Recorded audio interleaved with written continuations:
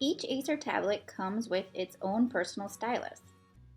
The stylus is located at the bottom left side of the device. Simply pull the stylus out and immediately stylus tools will pop up. There are several things you can do with the stylus. Let's review each option.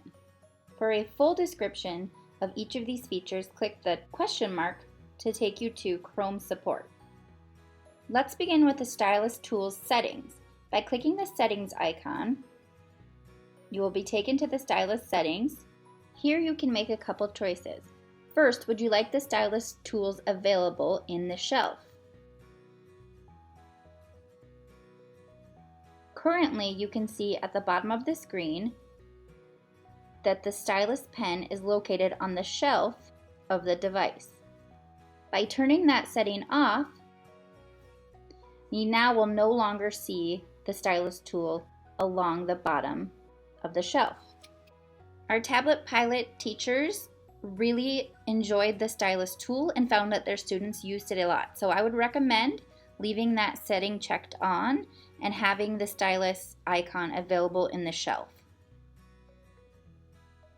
In the settings is where you can also connect a note-taking app.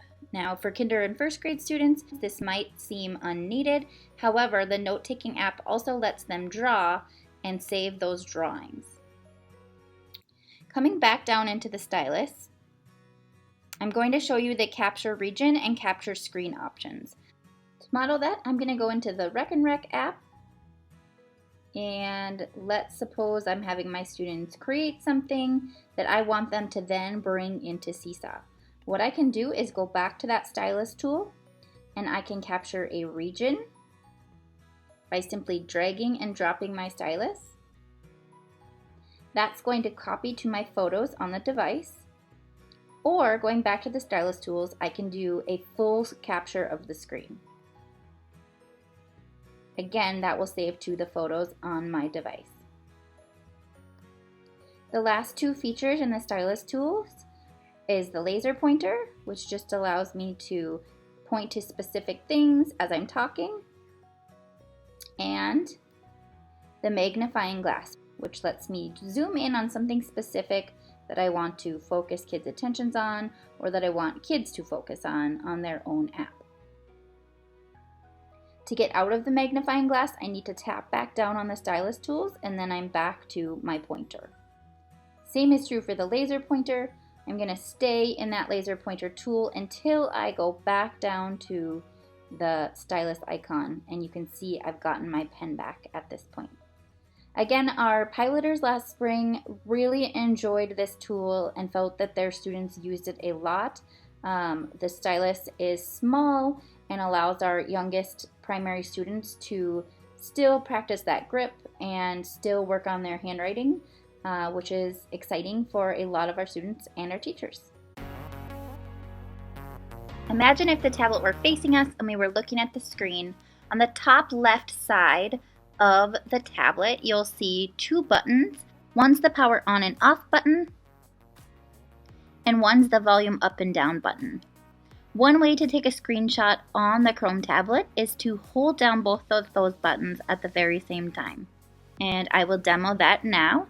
I'm going to head into a Google drawing I've been working on as a student, and now let's say I want to bring this Google drawing into Seesaw.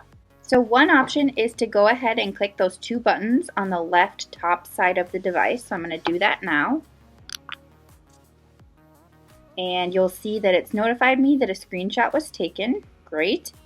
My other option, I'm just going to swipe that notification away.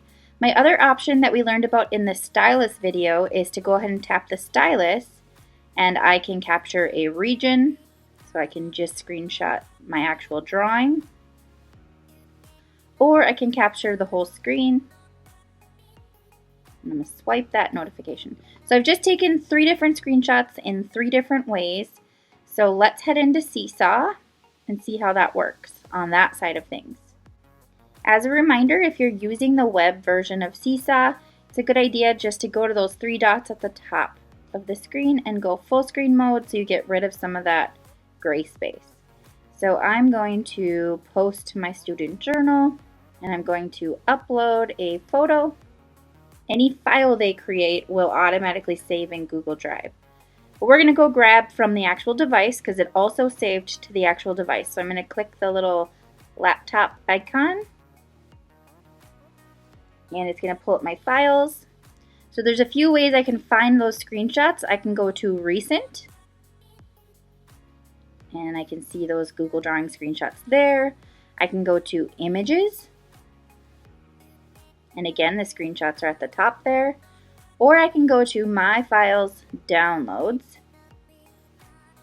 and again, those screenshots are at the top there. So I can grab the screenshot from whichever of those places. I'm going to grab this one, open, and that's now going to be in Seesaw. So I'm going to click the check. And I got my drawing here. I can add text to it. I can record. I can draw on it in Seesaw as well. And that is how you would A, take a screenshot, and B, access that screenshot and pull it into another app.